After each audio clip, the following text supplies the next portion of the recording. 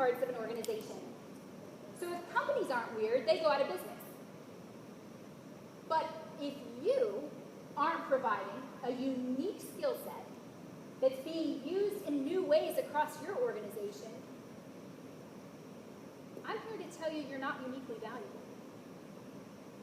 And the second thing I'm here to tell you is it's not entirely your fault, because a lot of you might have mentors or managers that spend more time telling you, you know what, you need management experience. You need this experience. You need this experience. And you just can't get there until you have it. And we're going to talk some about refining things, right? We all need to refine.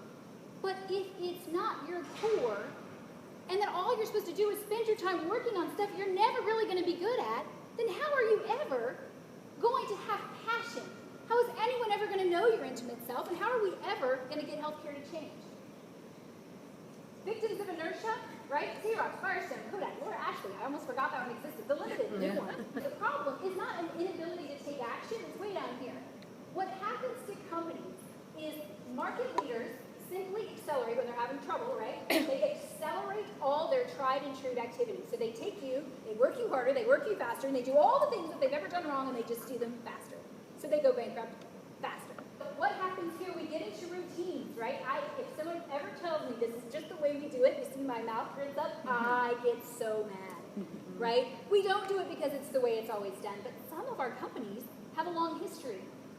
Sometimes the IT companies or the tech companies don't have as long of a history, so they're a little more navigable, right?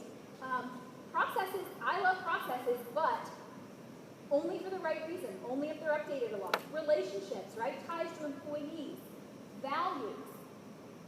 So healthcare needs your weird to avoid inertia. I'm going to talk about facing your weird, okay?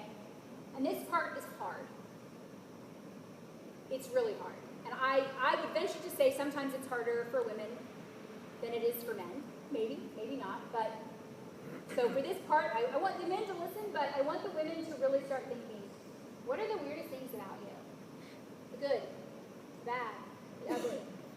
Right? Even the good, do we really think they're good?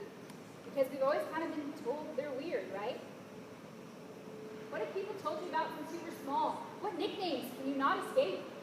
And what I want to tell you is every one of us has all of these crazy things. So, and there are all these free programs for these they're actually called word clouds, so that's what you should Google.